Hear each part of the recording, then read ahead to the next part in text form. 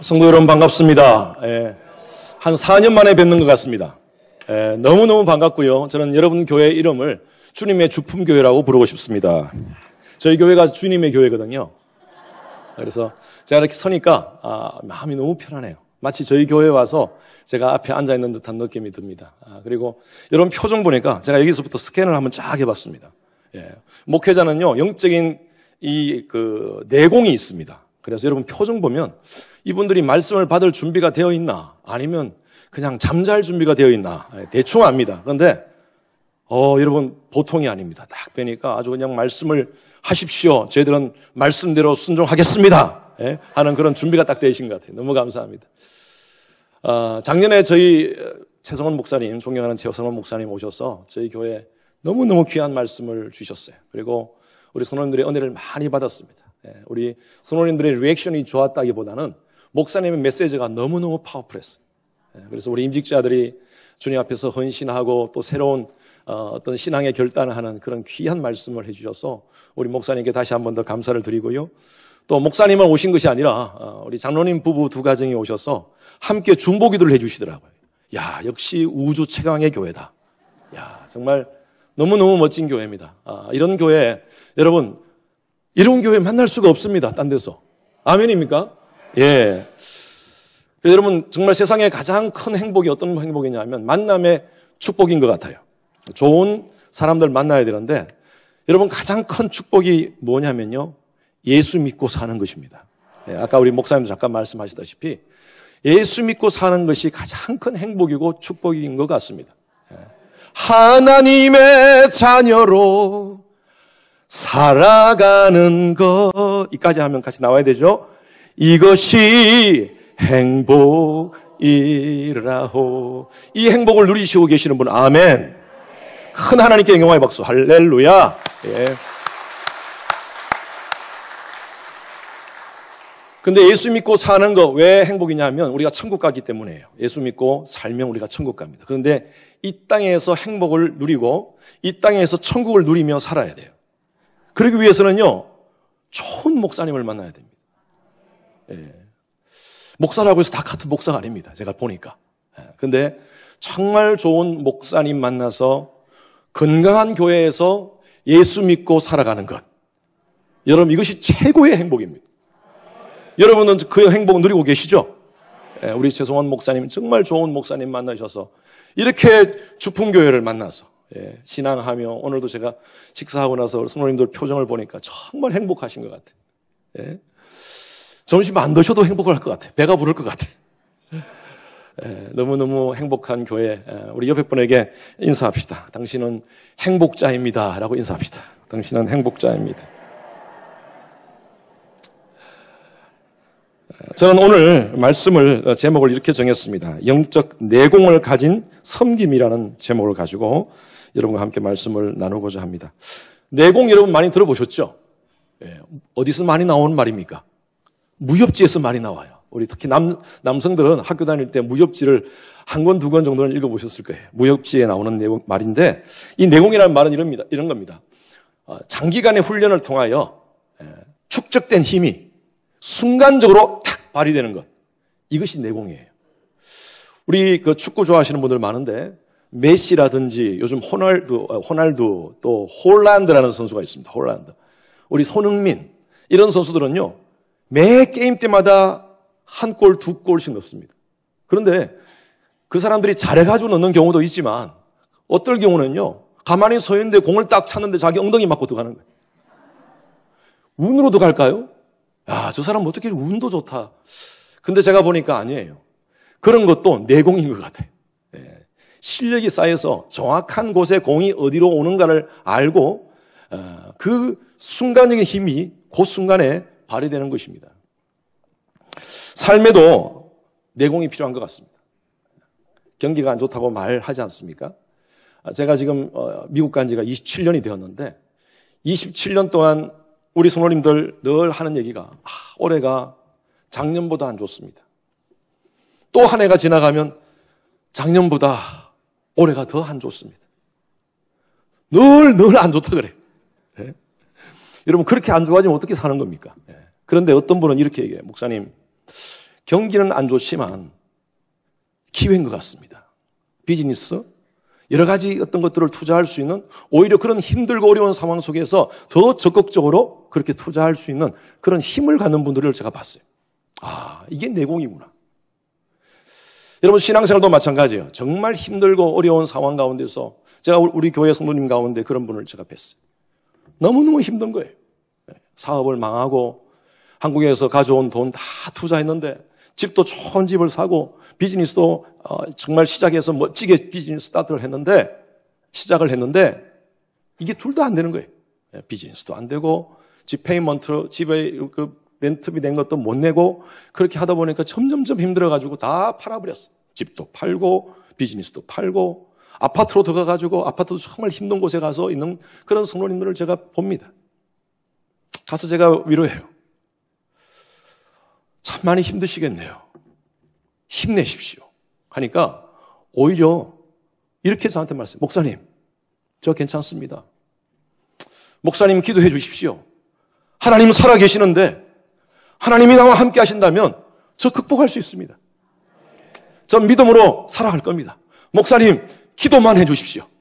와, 제가 그런 분들 보면서 참 이게 신앙의 내공인 것 같아요. 오히려 목회자가 위로하러 갔다가 제가 위로받고 와요. 얼마나 감사한지 몰라요. 많은 사람들이 힘들고 어려울 때 다들 외치는 말이 이럽니다. 죽겠네. 아이고, 죽겠네. 근데요, 신앙의 내공을 가진 하나님의 백성들은 어떻게 얘기하느냐 하면요. 힘든 건 힘들어요. 그죠? 죽게 있네. 발음은 비슷한 것 같은데. 아이고, 죽겠네가 아니라, 아이고, 죽게 있네. 예. 여러분, 가장 중요한 것이 주권신앙 아닙니까? 모든 것이 하나님이 인도하신다는 겁니다. 잘 될 때도 하나님께서 함께 하시고, 푸른 초장을 하나님께서 이끌어 주실 때도 하나님 함께 하십니다. 그러나 때로는 사망의 엄침한 골짜기를 갈지라도 주의 지팡이와 막대기가 나를 안위하시나이다. 이게 주권신앙이에요. 그러니까 죽게 있네. 여러분, 저와 여러분들은 이 귀한 신앙의 내공을 가진 여러분 되시길 바랍니다. 오늘 사도 바울은 여기 말씀해 보니까, 다시 한 말씀 한번 띄워주세요. 본문 말씀 그게 띄워 보니까 사도 바울이, 본문 말씀 한번 띄워주세요. 사울은 힘을 얻어 예수를 그리스도라 정언하여 다메섹에 사는 유대인들을 어떻게 해요? 당혹하게 하니라. 사도 바울이 변화된 모습으로 다메섹 도상에서 예수를 만나고 변화된 모습으로 변화되어서 주위 사람들에게 복음을 전합니다. 주위 사람들이 핍박을 합니다. 아니, 저 사람이 미쳤나? 왜 저런 짓을 하나? 하며 손가락질을 합니다. 그럼에도 불구하고 어떻게 해요? 힘을 얻었어요. 오히려 더 담대하게 유대인들에게 복음을 전가합니다. 유대인들이 어떻게 했다고요? 여러분, 이 당혹하다는 말이 헬라어로 싱케오라는 말인데, 싱케오라는 단어가 어떤 의미냐면 물이 위에서 탁 떨어졌을 때 물방울이 밖으로 팍 퍼지잖아요. 갑자기 물이 탁 떨어지면 우리가 놀라잖아요. 그런 식으로 사도 바울이 말씀을 선포할 때 사람들이 당혹하다는 말이 뭐냐면 혼미케 됐다는 말이에요. 정신을 잃어버렸어요. 아니, 사도 바울이 어떻게 이럴 수가 있나?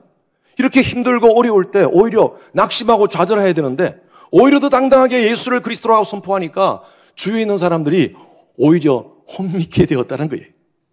혼미케 되다는 말이 바로 싱케오라는 단어예요. 여러분, 우리가요, 이 시대에 하나님을 믿는 백성으로서, 하나님의 자녀로서 우리가 세상을 혼미케 하지 않으면요, 세상이 우리를 혼미케 할 것입니다. 정신 똑바로 차리고 신앙하셔야 됩니다.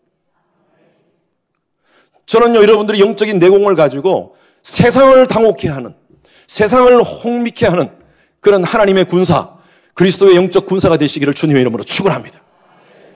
그러기 위해서는 첫 번째, 저는 우리 오늘 여성교회 또 남성교회 헌신 예배이기 때문에 우리 섬김이들에게 좀 말씀을 드립니다. 교회 다 대부분 다 섬기는 분들 아닙니까? 첫 번째 우리가 생각할 것은요, 신앙의 기본기를 쌓으십시오. 여러분, 우리가 세상을 혼미케 하는 하나님의 백성으로서 그렇게 살기 위해서는 신앙의 기본기를 분명히 하셔야 돼요. 갈라디아서 1장 16절에서 18절 말씀 같이 읽겠습니다. 같이 읽습니다. 시작. 그의 아들을 이방에 전하기 위하여 그를 내 속에 나타내시기를 기뻐하셨을 때에 내가 곧 혈육과 의논하지 아니하고 또 나보다 먼저 사도된 자들을 만나려고 예루살렘으로 가지 아니하고 아레비아로 갔다가 다시 다메섹으로 돌아가노라.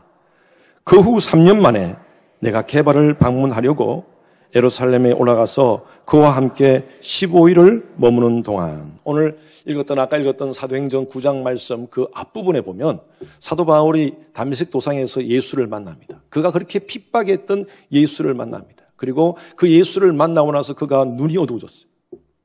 후에 아나니아를 만나서 눈이 밝아집니다. 그리고 그들이 사도 바울이 바로 복음을 전하러 간 것이 아니라 이 사도행전 9장 18절과 19절 사이에 배경이 되는 말씀이, 그 한 절 사이에 배경이 되는 말씀이 바로 갈라디아서 1장 16절에서 18절 말씀이에요. 사도 바울이 은혜 받고 나서 바로 복음을 전하러 간 것이 아니라 어디로 갔느냐 하면요. 어디로 갔다고 얘기하고 있어요? 예? 어디로 갔다고 얘기했어요? 16절 말씀 다시 보세요. 그의 아들을 이방에 전하기 위하여. 자, 하나님께서 이방을 위한 복음적 사도로 하나님께 쓰임받기 위해서 그가 어디로 갔느냐 하면 여기 보니까 예루살렘으로 17절 말씀 예루살렘으로 가지 아니하고 어디로 갔다고요? 아라비아로 갔어요. 그리고 그곳에서 몇 년 있었냐면 18절 말씀에 그 후에 몇 년간? 3년간이에요. 그러니까 사도행전 9장 18절과 19절 사이의 그 배경이 이 갈라디아서에 나오는데 사도 바울이 3년간 아라비아에서 있었어요. 복음을 전하기 전에. 거기서 뭘 했겠습니까? 예? 거기서 뭘 했겠어요? 성경은 자세히 기록하지 않지만 여러 가지 우리가 백그라운드 배경을 봤을 때에 사도 바울이 거기서 영적인 훈련을 했던 거예요. 하나님을 더 깊이 알기 위해서. 여기 말씀에 보니까 조금 더 우리한테 크루를 주는데 16절 말씀에 보니까 그를 이방에 전하기 위하여 그를 내 속에 나타내시기를 기뻐하셨을 때에, 내 속에 성령께서 내주하셨을 때입니다.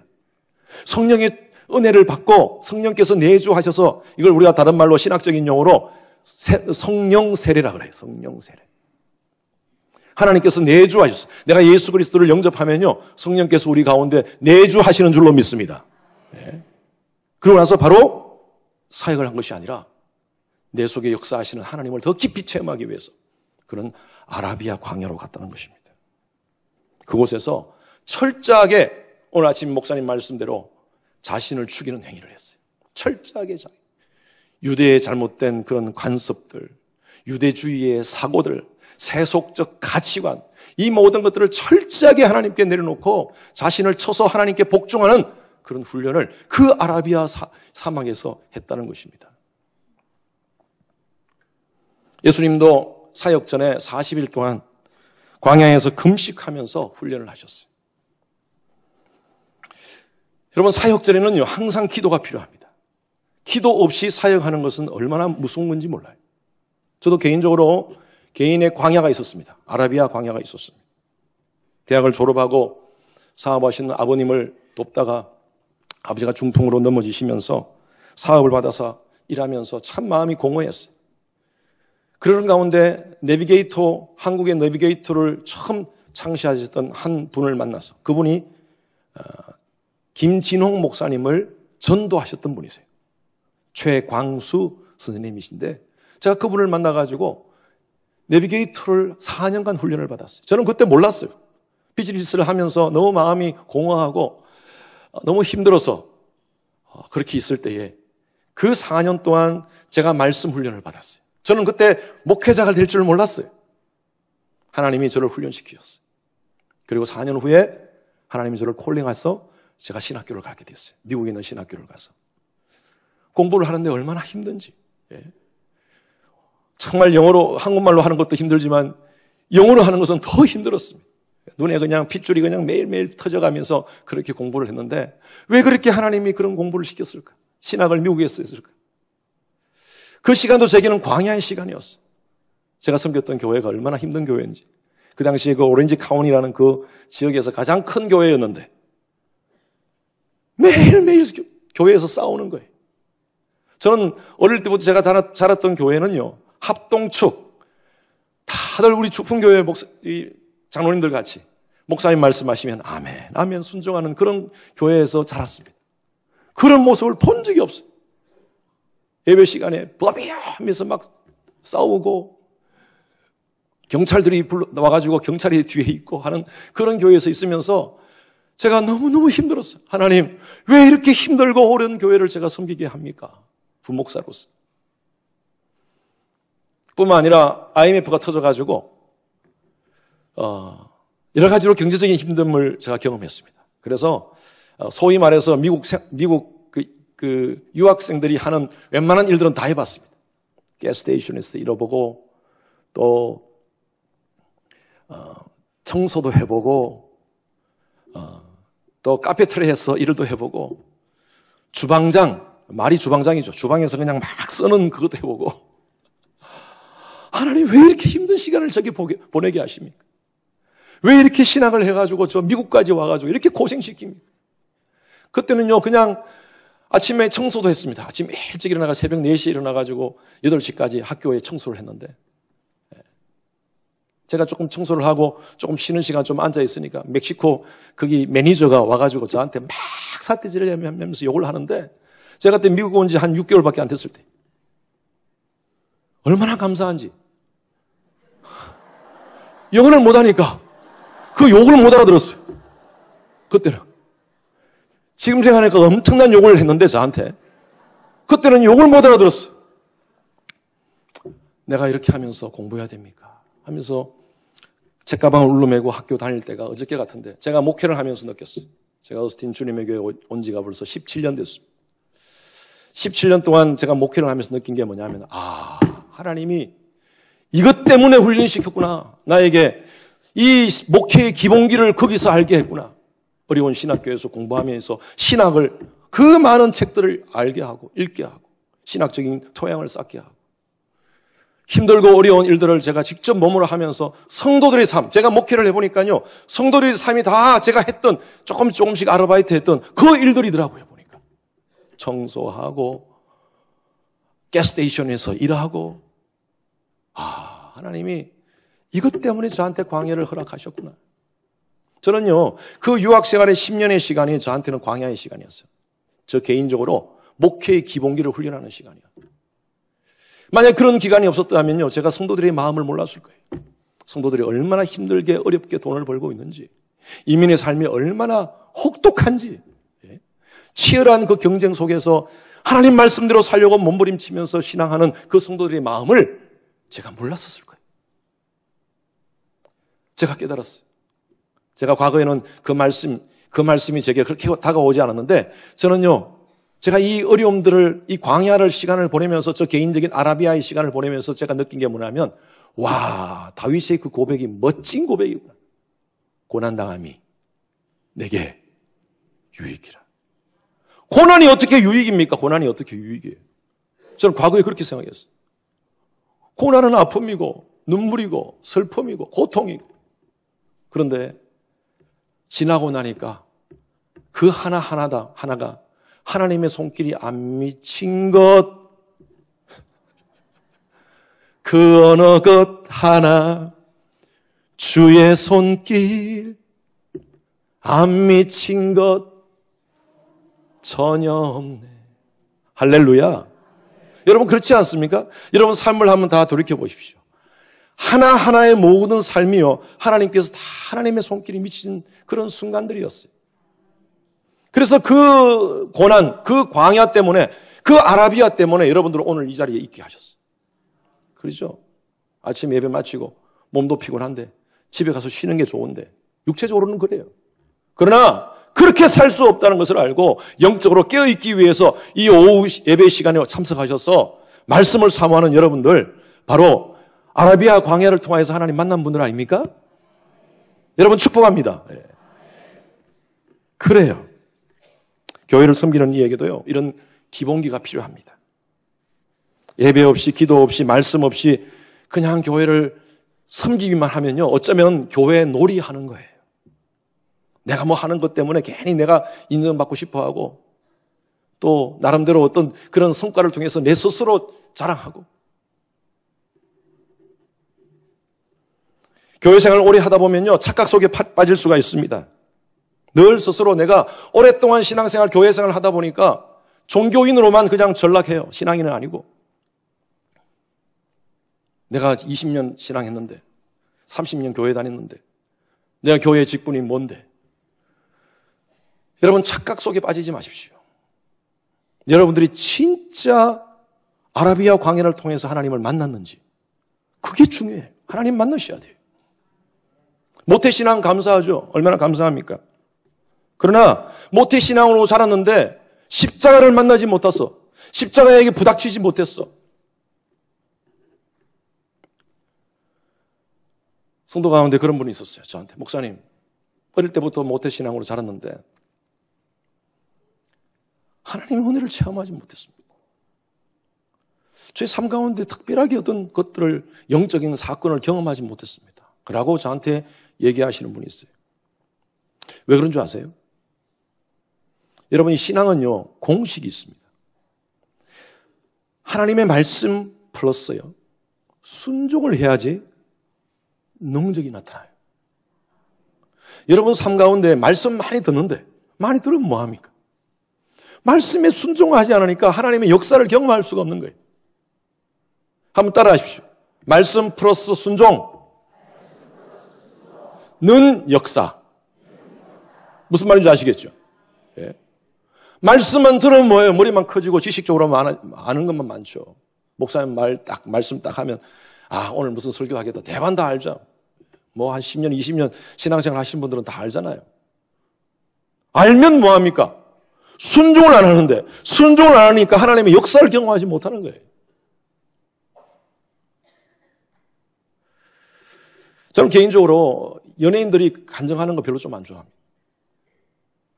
뭐 20년 전, 30년 전 예수님 만나서 뭐 이랬다 저랬다 하면서 이렇게 자기의 인기를 가지고 이렇게 얘기하시는 분들, 물론 안 그런 분도 있어요. 정말 진실하게 간증을 하시는 분도 있지만 20년, 30년 전에 하나님 은혜 받았던 것, 기도원에 올라가서 소나무 뿌리 흔들고 기도했던 것, 그거 몇 개 뽑았다는 거, 그거 가지고 20년 동안 경상도 말로 우라먹는 사람이 있습니다. 중요한 건요, 지금이에요, 지금.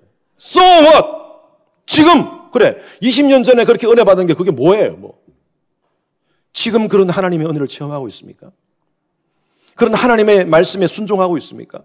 그리고 그 순종을 통해서 하나님의 역사를 지금도 경험하고 있습니까? 지금이 중요해요, 지금이. 목회자로서 참 안타까운 것은요, 제가 이미 목회를 하면 한국에서 어느 큰 교회에서 제자 훈련 받았습니다. 어디서 뭘 했습니다 하면서 이렇게 훈련 많이 받았다고 은근히 자랑하는 분이 있어요. 그리고 한국의 큰 교회 출신입니다. 제가 그러죠. 제자 훈련 받았으면 what?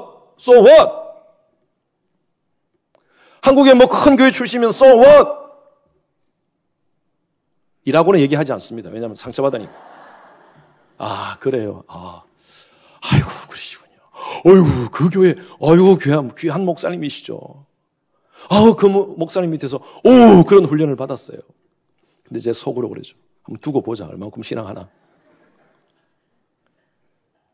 여러분, 큰 교회에서 내가 이 교회 다녔던 거, 신앙했다는 것, 귀한 거죠, 귀한 거. 그런데 그런 훈련이 큰 교회를 다녀서 귀한 목사님 밑에서 말씀 받은 것이 여러분 삶 가운데 그 말씀이 작동하고 있느냐가 문제예요. 그 말씀이 작동하고 있습니까? 정말 하나님 말씀이 내 속에 이 워킹하고 있습니까? 늘 3인칭 하나님만 얘기하고 있어요. 오, 전능하신 하나님, 거룩하신 하나님. 마이 갓이 없어. 내 하나님이 없어. 내 하나님. 내가 경험한 하나님이 없어. 그러니까 늘 그냥 그런 거 가지고 자랑하는 거예요. 내가 무슨 제자 훈련 받았는데, 내가 무슨 훈련을 받았는데, 내가 웬만한 훈련은 다 받았어요. 인격과 삶이 변하지 않았어요.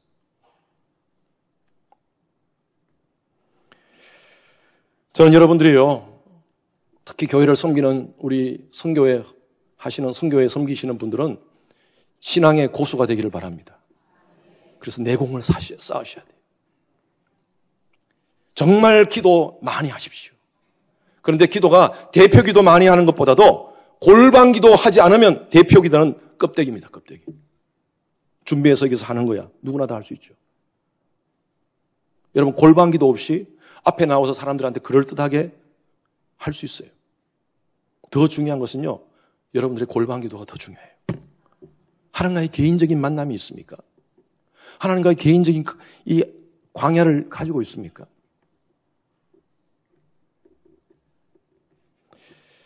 말씀이 우리 삶 가운데 찔려서 우리 삶을 워킹하지 않으면요. 여러분 아주 딱딱한 형식적인 타성적인 신앙으로 변합니다.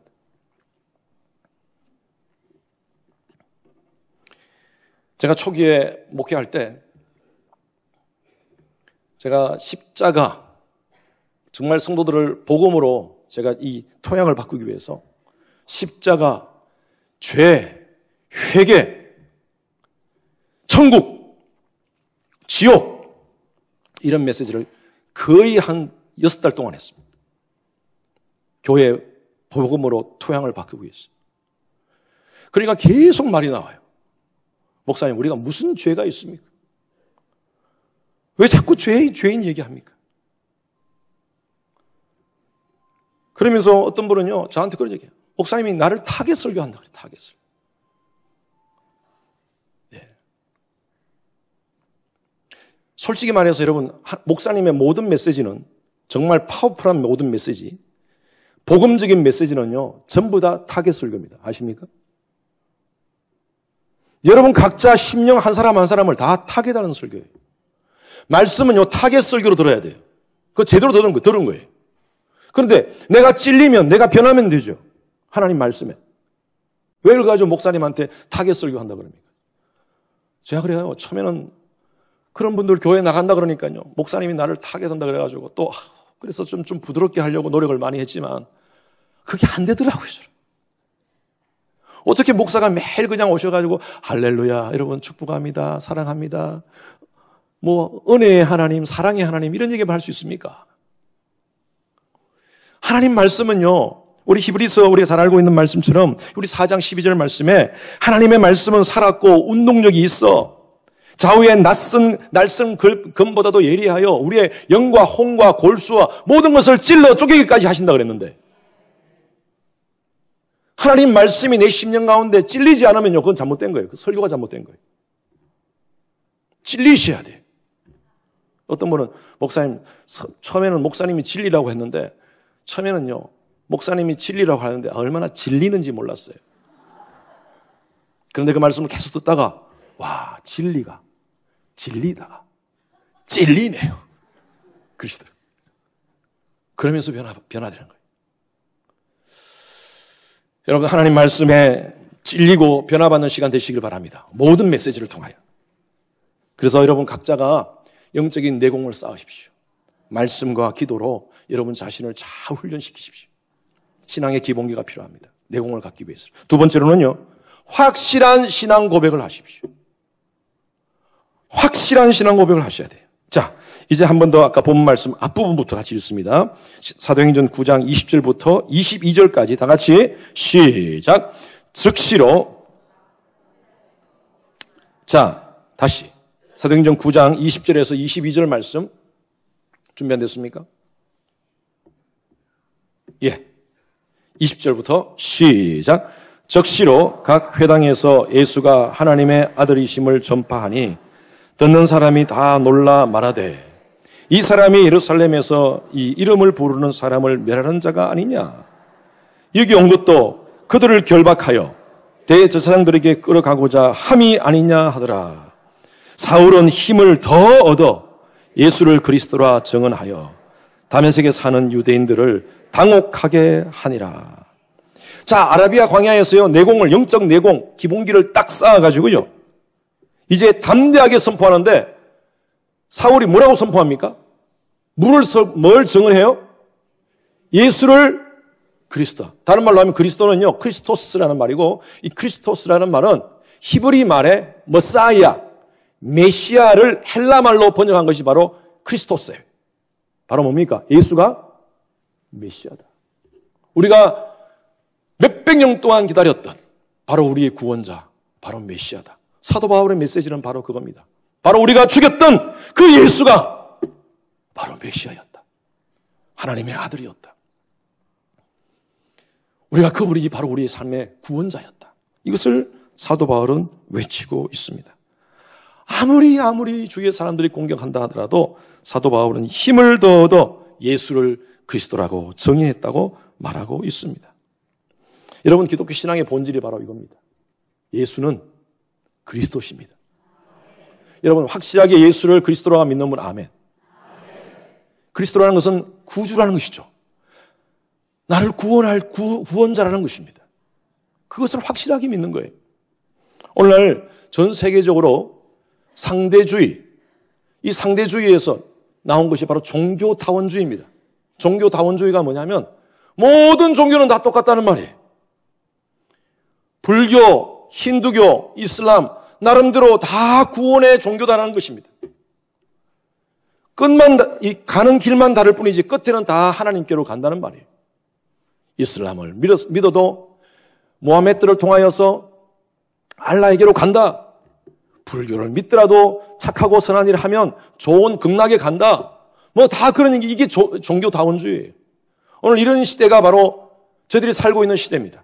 모든 게 다 똑같다. 그게 그 밑에 근저에 있는 정신이 뭐냐면요. 관용주의라는 것입니다. 토러런스라는 이 관용주의라는 것이에요. 관용주의. 다 모든 것을 인정하자는 거예요. 좋은 게 좋다는 것입니다. 진리는 다다는 거예요. 다다. 모든 게 진리일 수가 있다는 것이에요. 여러분, 진리가 답니까? 아니에요. 저는 분명히 외칩니다. 진리는 오직 하나다. 예수 하나님께로 갈 수 있는 유일한 길은 바로 예수 그리스도밖에 없다. 사도 바울이 외치는 것이 바로 그거예요. 예수만이 유일한 그리스도라는 거예요. 여러분, 기독교가 이런 것 때문에 배타적이라고 얘기합니다. 기독교가 배타주의라고 이렇게 얘기하는데, 여러분, 기독교는요, 배타적이야만 됩니다. 왜냐하면 우리는 진리에 대한 말씀이니까요. 기독교는 단순히 종교가 아닙니다. 많은 종교 중에 하나가 아닙니다. 저는 개인적으로 기독교는요, 기독교 신앙은요, 유일하게 하나님을 만날 수 있는 길입니다. 오직 한 길이에요. 그래서 이 토러런스라는 이 관용주의 때문에요. 지금 미국이 제가 살고 있는 미국이 지금 심각합니다. 한국도 마찬가지일 거예요. 다 좀 수용하자는 거예요. 왜 그렇게 독선적이냐? 기독교가 왜 이렇게 독선적이냐? 왜 이렇게 배타적이냐? 모든 것을 좀 다 수용하자는 거예요. 이런 종교도 수용하고 저런 종교도 수용하고 동성애도 그 나름대로 그 사람들의 성향이기 때문에 동성애도 수용하자는 거예요. 여러분, 지금 미국에, 한국은 제가 모르겠습니다. 미국에 여권 신청할 때 성별란에 남자, 여자 거기 체크하는 게 있고, 그다음 하나 더 있습니다. 간성이라는 게 있어요. 간성. 남자도 아니고 여자도 아니고 체크하는 그 표시하는 데가 있어요. 제가 지난번에도 한 말씀 드렸나요, 여러분들한테? 제 아내 보험을 제가 신청하는데, 아내 보험을 신청한다고 이렇게 보험을 회사하고 이렇게 얘기를 하는데, 그 사람이 마지막으로 물어요. 너 아내가 남자냐, 여자냐?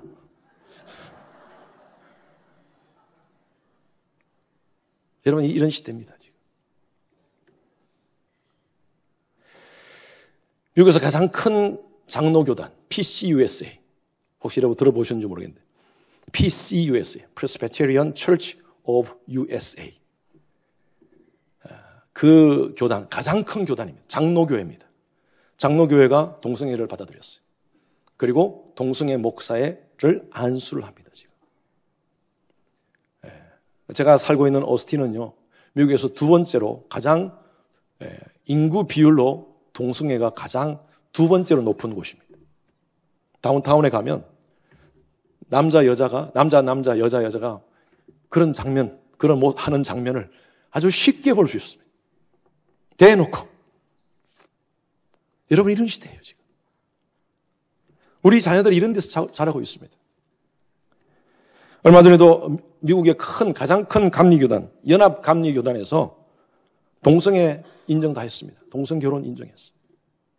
그러니까 한국 교회가 그 교단에 들어가 있는 한국 교회가 지금 다 탈퇴하기 시작했어요. 한국 교회는 우리도 보수적이지 않습니까? 가장 큰 감리교회, 가장 큰 장로 교단이 다 무너지고 있어요. 우리가 신앙생활 하면서 특히 제가 이제 저희 교회 성도들한테 강조하는데 우리가 지금 이런 시대를 살고 있다. 전신 똑바르지 않고서는 우리가 세상에 의해서 우리는 혼미케 된다. 우리가 세상을 혼미케 시켜야 된다. 그래서 로마서 12장 2절 말씀에 너희는 이 세대를 본받지 말고 영어 성경에는 이렇게 되어 있어요. Do not conform. 본받지 말고 변화를 받아. Be transformed. 하나님 말씀으로 변화받아야 돼요. 하나님의 선하시고 기뻐하시고 온전하신 뜻이 무엇인지 분별하기 위해서 정신 똑바로 차리고 살아야 돼요. 그러기 위해서는 우리가 기도로 경성하지 않을 수가 없습니다. 예배를 통해서 하나님 만나지 않을 수가 없습니다. 오늘날 얼마나 많은 내가 예수라고 외치는 사람들이 얼마나 많은지 몰라요, 지금. 심각합니다. 전 세계적으로 어느 독일에서 어느 잡지에서 조사를 했는데 전 세계적으로 수백 명이 있습니다. 예수라고, 내가 예수라고, 메시아라고 얘기하는 사람. 한국만 해도요, 50명이 넘습니다. 너무나 가슴 아픈 일이에요. 여러분 아마 요즘 최근에 이슈된 넷플릭스의 다큐멘터리 나는 신이다 보셨죠? 많은 분들이 보셨을 것 같아요. 거기 나오는 5개 집단, 그 5개 집단은요, 단순히 이단 아닙니다. 여러분, 이단하고요, 사이비 종교하고는 구분하셔야 돼요. 이단 아니에요. 이단은요, 전통 교리에서 어긋난 끝만 다른 것이 이단이에요.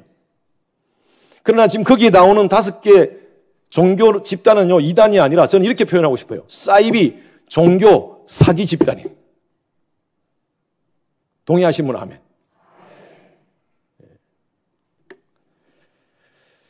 기독교와 전혀 관계가 없는 집단들이에요. 그런데 이게 여러분, 이게 이상한 게 아닙니다. 고린도후서 11장 14절 말씀에 보면요. 이것이 이상한 일이 아니라 사도 바울이 얘기하는 거예요. 사단도 자기를 이게 또 광명이 나오네. 사단도 자기를 광명의 천사로 가정하나니. 예. 여러분, 마지막 시대가 되면 될수록 이런 이단들이 난리를 치고 있는 겁니다. 문제는요, 우리가 이것을 이단 교회가 이렇게 돼가지고 우리가 전도하기 힘들겠다, 어떻다, 여러분, 그럴 것이 아니라 우리가 자성해야 됩니다. 자성해야 돼. 한국 교회가 뼈아픈 자성을 전 해야 된다고 봅니다. 이단과 사이비에 빠지는 사람들에서 절규를 들어야 돼요. 교회는 많다. 그러나 교회가 없어요. 지금. 교회는 많다. 그런데 거룩함을 추구하면서 하나님을 바라보는 영적 순결을 유지하는 성도가 없어요. 설교는 많다. 말씀이 없어요. 왜 말씀이 없습니까? 요즘 말씀의 홍수 시대 아닙니까? TV를 틀어도 기독교 방송 틀으면 얼마나 많은 유명한 목사님들의 설교가 얼마나 쏟아져 나옵니까? 유튜브 여러분 원하는 시간에 유튜브 언제든지 들을 수 있지 않습니까? 그런데 말씀이 없어요. 왜 그런 줄 아세요? 성경의 지식이 내 삶에 작동이 되지 않아. 알기는 많이 아는데 내 삶을 변화시키지 못해. 그건 하나님의 말씀이 아닙니다. 말씀을 들을 때 지식적으로만 듣고 그냥 내 삶 가운데 워킹이 없으면요, 그건 하나님의 말씀이 아니에요. 잘못 들은 거예요. 말씀은 내 심령을 변화시켜야 돼요. 내 삶을 변화시켜야 돼요. 나의 세속적인 가치관을 부서뜨려야 돼요. 그게 말씀이에요. 그래서 신앙 고백을 확실하게 하셔야 됩니다. 신앙 고백. 예수가 그리스도라는 사실이에요. 여러분, 예수를 믿는다는 것은 단순히 지적인 동의 아닙니다. 뭐 그런 걸로 하지. 정신통일? 예수 믿습니다. 예수 믿습니다. 예수 믿습니다. 이래가지고 그냥 정신통일하는 거 아니에요. 예수를 믿는다는 것은요, 우리의 삶을 완전히 하나님 앞에 굴복한다는 의미예요. 그러기 위해서는 정말 진실한 고백이 필요해요. 고백은요, 삶의 변화가 따라옵니다. 우리 갑돌이와 갑순이 노래 알지 않습니까? 한번 불러볼까요? 오후 시간이니까. 목사님 괜찮겠습니까? 예. 갑돌이와 갑순이는 한 마을에 살았더래요. 둘이는 서로 사랑을. 여기서 중요해. 그러나 둘이는 마음뿐이래요. 겉으로는 모른 척 했더래요. 사랑하면 뭐합니까? 표현을 안 하는데, 액션을 안 하는데. 2절이 더 슬퍼요. 그러다가 갑순이 시집을 갔더래요. 시집 간 날 첫날 밤에 한없이. 왜 울어요? 왜 울어? 갑돌이도 가버리고 결국 아주 슬프게 끝나는 겁니다. 이 노래는. 그죠? 여러분, 우리 신앙도 마찬가지입니다. 하나님과의 영적인 깊은 관계 속에서 확실한 신앙 고백이 필요해요. 사랑한다고 거기서 사랑하면 뭐합니까? 마음만 있으면 뭐합니까? 지적인 동의만 하면 뭐합니까? 내 삶 속에서 정말 사랑하는 삶의 모습을 순종을 통해서 나타내셔야죠. 그래야지 우리 삶 가운데 역사가 나타나는 것이죠. 예수를 믿는다는 것은요, 단순히 그냥 아는 것이 아니라 내 삶을 완전히 surrender이라고 표현해요. 영어로 surrender. 우리 꼼짝마 할 때 총 탁 대고 꼼짝마 할 때 손 딱 드는 게 이게 surrender예요. surrender. 이건 뭡니까? 내 목숨은 당신한테 달려 있습니다. 살려주세요. 살려주세요. 우리가 하나님을 믿는다는 것은요, 이겁니다. 성경적인 그 표현으로 보면 하나님을 믿는다라는 것은 내 자신을 하나님께 맡긴다는 거예요. 그리고 내 심령 가운데 하나님의 통치를 인정하는 거예요. 그게 바로 하나님을 믿는다는 것이에요. 그래서 그러한 자들에게 하나님은 복을 주십니다. 하나님과 깊은 영적인 관계를 하는 자들, 그런 자들을 하나님께서 은혜를 주세요. 그래서 신앙생활에는요, 사통이 있습니다. 사통. 여러분, 굉장히 중요해요. 하나님과의 관계, 하나님과 통하는 거예요. 이걸 바로 신통이라고 해요. 신통. 하나님과 통하면요, 하나님과 관계에서, 하나님과 영적인 관계에서 통하면, 그러면 하나님께서 인통케 하십니다. 사람과 통하도록 만드세요. 인통케 되면요, 그 다음에 따라오는 것이 뭐냐면요, 물통입니다. 물통. 하나님께서 물질의 복을 주세요. 그러면 전체적으로 형통케 되는 은혜가 있는 줄로 믿습니다. 그래서 신통 따라하십시오. 신통, 인통, 물통, 형통. 여러분, 이 사통의 은혜가 있기를 바랍니다. 한 번 더 해볼까요? 시작. 통통통통. 그런 자들이 하나님께서 복을 주시고 은혜를 주시고 그리고 내공이 있는 거예요. 신앙의 내공이 쌓게 되는 거예요.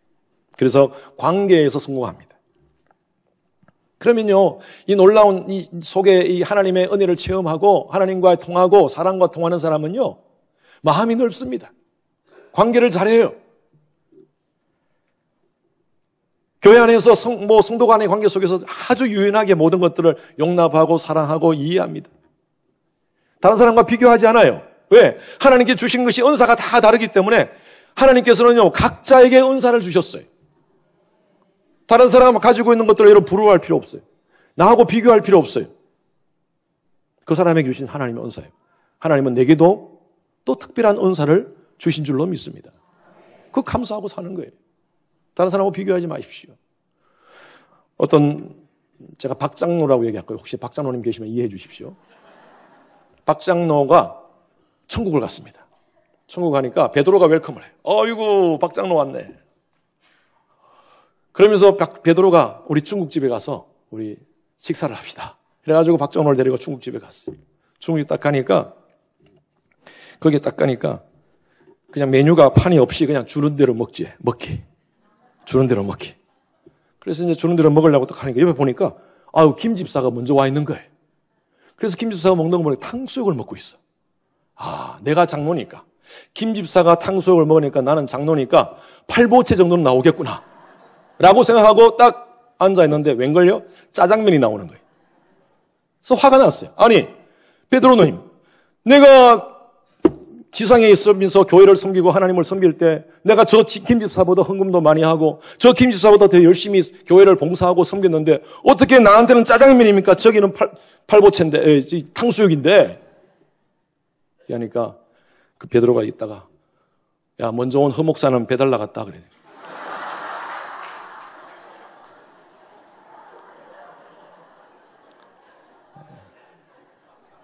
여러분, 그래요. 비교하지 마십시오. 내게 주신 하나님의 은혜가 큽니다. 주신 은혜에 감사하면서 주를 섬기는 것이, 그것이 여러분 진짜 영적인 내공을 가진 사람이에요. 전 여러분들이 좀 통 큰 사람이 되었으면 좋겠어요. 교회 안에서도 서로 비교하지 마세요. 다 용납하고 서로 격려하고 히브리서 10장 말씀처럼 서로 돌아보아 사랑과 선행을 격려하고 모이기를 피하는 어떤 사람들의 습관같이 하지 말고 그날이 가까움을 볼수록 더욱 그리하라. 마지막 때가 다가오고 있습니다. 우리 정신 바짝 차리고 더 격려하고 위로하고 우리가 하는 말같이 우리가 남이가 하는 그런 마음으로 열심히 같이 주를 위해서 손붙잡고 섬기셔야 돼요. 사촌이 논을 샀어요? 어떻게 됩니까? 배 아프면 안 돼요. 사촌이 논을 사면요, 빌딩 사도록 기도하는 여러분 되시길 바랍니다. 그게 통 큰 그리스도인이죠. 예. 어떤 분이 그런 얘기를 해요. 목사님, 우는 사람하고 같이 함께 우는 거는 할 수 있는데 웃는 사람하고 같이 함께 웃는 걸 못 하겠어요. 여러분 그렇지 않아요? 예. 잘 됐어. 이게 인간의 이 죄성인 것 같아요. 다 잘 되고 잘 되니까요, 오히려 배가 아파. 왜 하나님은 저 사람만 잘해주지? 여러분, 하나님의 시간과 때를 기다리십시오. 하나님의 타이밍은요, 우리의 타이밍하고 다릅니다. 하나님 분명히 신실하게 주님 바라보면서 신앙의 영적인 내공을 가지고 주를 섬기고 성도들을 사랑하고 성도들을 용서하고 이해하고 또 배려하고 그렇게 베풀어주면요, 하나님의 타이밍에 하나님께서는 분명히 여러분들에게 은혜로 물질의 복도 모든 회복의 은혜도 채워주시리라 믿습니다. 비교하지 마세요. 가장 중요한 것은 우리가 함께 주를 잘 섬기는 겁니다. 예수 잘 믿으십시오. 한경직 목사 여러분 아시죠? 우리 한국의 대표적인 목사님이신데 그 목사님이 돌아가시기 전에 남한산성에 계셨을 때 몇몇 목사님들이 찾아갔습니다. 목사님, 마지막으로 목사님 한 말씀 해주십시오. 우리 목사님들에게 목사님이 하고 싶은 얘기 꼭 한 말씀 해주십시오. 그때 목사님이 딱 한마디 하셨대요. 뭐라고 말씀하셨나 하면, 목사님들 예수 잘 믿으세요. 그게 한 목사님이 꼭 목사님들이 하고 싶었던 말씀이셨어요. 다 예수 잘 믿고 예수 믿는다 하면서 말씀을 전하는 목사님들 앞에 한 목사님이 그때 그 목사님들이 충격을 받았대요. 야, 진짜 우리가 예수를 잘 믿고 있는가? 여러분, 예수 믿는 거 정말 힘듭니다. 예수 믿는 거 쉽지 않아요. 여러분, 예수 믿으십니까? 이쪽부터 예수 믿으십니까? 예수 믿으십니까? 와, 이보다 큰 은혜가 없어요, 진짜. 예수 믿는 게 정말 힘듭니다. 아까 우리 이 목사님, 지난주에 예수님 영접하고 돌아가신 우리 성도님 계시죠? 예. 그렇게 예수를 믿는 것이 쉽지를 않아요. 예수를 나의 구세주로 고백하는 것이. 제가 초기에 목회를 시작했을 때 어떤 성도가 계셨어요. 근데 이분은 오자마자 나이가 그때 60대 중반쯤 되셨는데 침례교회에 오랫동안 성경 공부를 인도하셨대. 그리고 설교도 하셨대. 뭐 사역자는 아니신데 비즈니스를 하시고 돈도 많으셨어요. 저희 교회 오셔가지고 자기가 성경 공부를 인도하고 싶다는 거예요. 제가 그래서 그 당시에는 교회가 작고 또 그런 성경 공부 인도하실 분이 필요하니까 이분을 조금 제가 더 지켜보고 성경 공부를 좀 부탁을 해야겠다 싶었는데 제가 보니까 아니야. 오랫동안 나름대로 신앙생활, 교회 생활도 하고 교회에서 직분도 받고 또 성경 공부도 인도하고 하셨다는데 제가 보니까 아니야. 그러다가 교회에서 어떤 문제가 생겨가지고 교회를 떠나게 됐어요. 그렇지만 제가 그 영혼을 제가 그냥 놔둘 수가 없어서 계속 신방을 했습니다.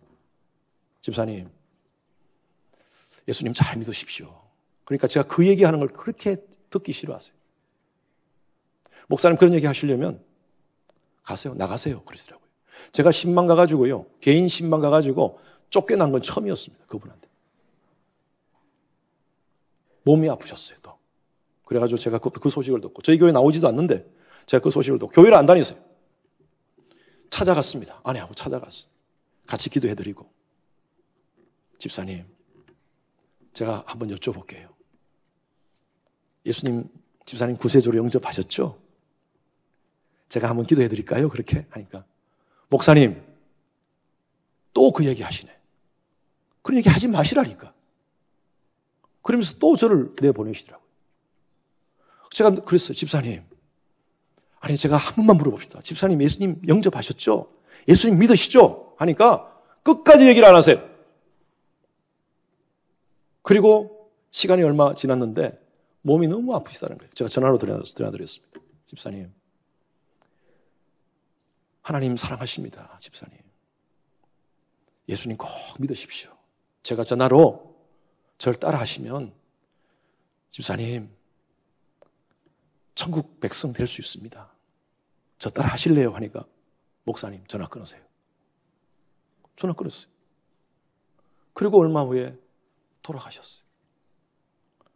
제가 그 소식을 듣고 얼마나 가슴 아픈지 제가 그때 깨달았어요. 이야, 예수 믿는 게 이렇게 힘들구나. 교회를 그렇게 오랫동안 다니고 성경 공부를 나름대로 가르쳤다고 그렇게 성경에 대해서 박식하다고 여기 한국에서 가장 좋은 대학 나오신 분이 그렇게 하시고 많은 것들을 소유하고 명예도 소유하고 물질도 소유했던 분이신데 예수 믿는 게 이렇게 힘들구나. 이분이 도대체 뭐 때문에 교회를 다녔나 지금까지. 그런 마음이 들더라고요. 근데 여러분 우리가 예수를 믿는다는 그 고백을 한다는 것이 얼마나 기쁜지 몰라요. 전 여러분들이 정말 세상을 향하여 쉰케어, 세상을 당혹해 하는 세상을 아주 흔들어버리는 그런 아주 이 레디컬한 그런 그리스도인이 되시기를 바랍니다. 확실한 그리스도인이 되시기를 바랍니다. 제가 얼마 전에 시애틀을 갔다가 집회를 하고 내려오는데 오스틴 도착을 했습니다. 비행기를 딱 도착하면 사람들이 짐을 내리지 않습니까? 조용한 시간에 다들 짐을 내리고 있어요. 짐을 내리고 있는데 어떤 제 바로 뒤에 있는 어떤 젊은 사람이에요. 20대 초반인데. 여러분! 갑자기 그러는 거예요. 참 조용한 시간에 이제 짐을 막 내리고 있는데 여러분 혹시 짐이 무겁지 않습니까? 그래서 사람들이 딱 쳐다봐요. 제가 여러분들의 짐을 도와드리겠습니다. 제가 그때 이 사람이 젊은 사람이 짐이 무거운 분들을 도와드리고 싶어서 저렇게 하는가 보다 싶었어요. 그러면서 그 다음 멘트가 무슨 말이냐면 여러분 예수님만이 여러분들의 짐을 가볍게 해드릴 수 있습니다. 이 자리에 계시는 분들 예수를 믿고 함께 천국 가시기 바랍니다. 그 얘기를 하는 거예요. 목사 앞에 가만히 있는데. 그러면서 여러분 조금 더 자세히 알고 싶으시다면 제가 요 앞에 나가서 게이트에서 저를 만나시면 제가 여러분들에게 자세히 소개해드리겠습니다. 20대 백인 청년인데 제가 돌아서서 손을 내밀었어요. 그러니까 Do you need help? 그런 거예요. 나보고 당신 도움 필요하냐? I'm pastor.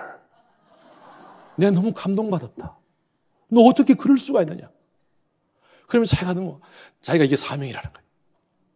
목사도 아니고 평신도예요. 평신도. 제가 그때 깨달았어요. 이야, 하나님이 미국을 붙잡는 이유가 바로 이런 데 있구나. 아직도 미국 젊은이들 살아있네. 그 순간에요. 그 상황을 그 안에 비행기 안에 있는 모든 사람을 당혹해 만들었어요. 그때 어떤 사람이 이런 얘기했어요. 그 얘기 딱 하니까요. 뒤에서 당신 이런 데서 종교 얘기하는 거 아니야? 딱 그런 얘기 하더라고요. 근데 전혀 흔들리지 않고 이렇게 하게 해야 돼요. 제가 지금 얘기하는 것은 생명에 관한 얘기입니다. 그래서 같이 나왔는데 저 뒤에 이렇게 따라 나왔어요. 따라 나와가지고 제가 얼마나 감사한지 저 손 붙잡고 기도해주고 100불 줬습니다. 젊은이라서. 그래요, 여러분. 우리가 당당하게 삽시다. 예? 우리에게 주신 하나님의 이 복음의 가치 훼손시키지 맙시다. 여러분, 교회를 섬기는 분들도 마찬가지입니다. 여러분, 교회가 정말 하나님이 주신 이 귀한 교회, 주품교회, 세상을 품는 교회, 하나님이 기뻐하는 교회인 줄로 믿습니다. 더 건강한 교회를 만드시기 바랍니다. 여러분들의 섬김이 필요해요. 그러기 위해서는 여러분들 정말 당당하게 예수를 그리스도라고 고백하시면서 믿음으로 잘 섬기기를 바랍니다. 하나님의 이 복음적 가치 얼마나 귀한지 몰라요. 예수 믿고 사는 것이 얼마나 큰 행복이요 기쁜지 몰라요. 이 기쁨을 여러분 교회 안에서 누리시면서 또 주위에 있는 많은 사람들에게 당당하게 싱케어, 예? 정말 예수 믿는 것 때문에 주위의 사람들이 혼란스럽게 되도록, 혼미케 되도록 그렇게 당당하게 신앙하시는 우리 모든 주품교회 성도님들 되시기를 주님의 이름으로 축원합니다. 우리 찬양, 아까 불렀던 찬양, 제가 시작했을 때 불렀던 찬양으로 마무리하도록 하겠습니다. 우리 한번 가사 한번 띄워주세요.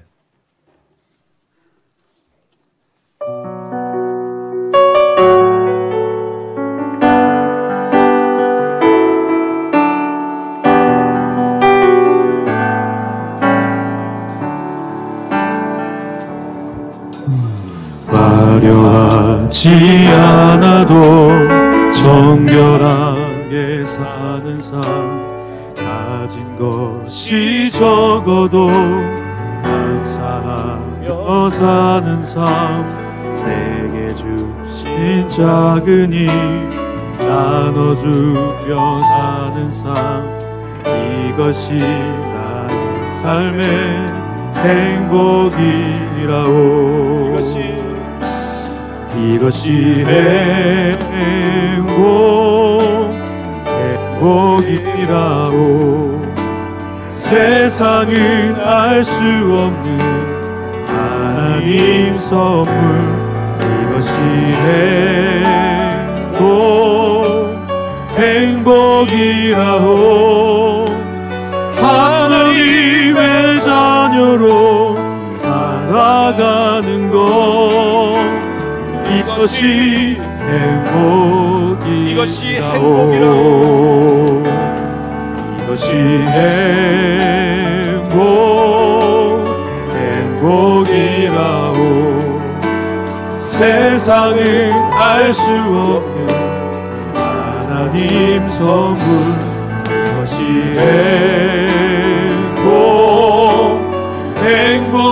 행복이라오. 하나님의 자녀로 살아가는 것, 이것이 행복이라오. 우리 이 시간 눈을 감고 잠깐 기도하시겠습니다. 예수를 믿고 살아가는 삶, 예수를 나의 구세주로 믿고 천국을 바라보며 살아가는 삶, 하나님 행복합니다.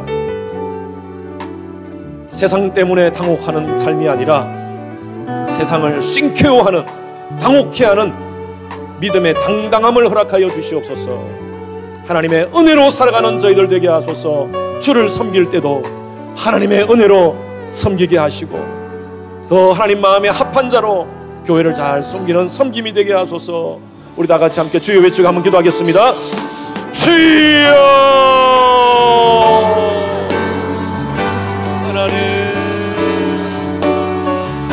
하나님 아버지,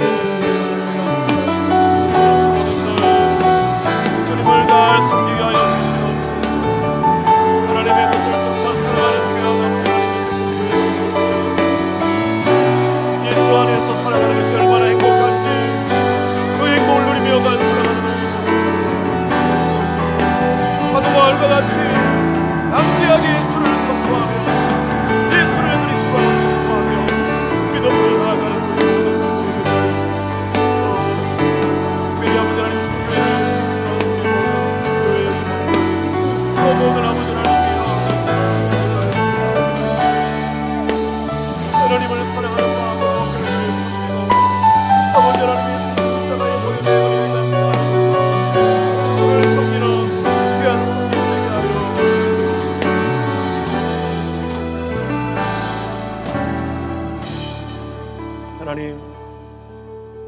주신 이 놀라운 복음의 가치가 너무나 귀합니다.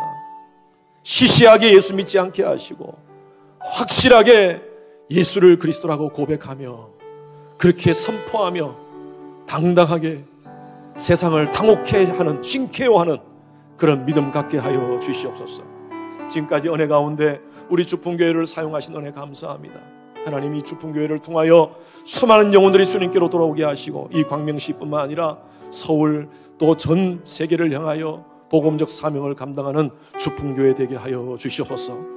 오늘 특별히 성교회 주님 앞에 헌신합니다. 남성교회, 여성교회 이들의 헌신이 주 앞에서 복되게 하시고 예수의 발 아래 향유를 부었던 그 여인처럼 하나님께 향기가 되는 그런 아름다운 섬김이 되게 하여 주시옵소서. 이들의 섬김을 통하여 교회가 영적으로 더 변화받게 하시고 우리 목사님이 더 힘을 얻어 귀한 목회 감당할 수 있도록 힘이 되는 그런 귀한 섬김 될 수 있도록 축복하여 주시옵소서.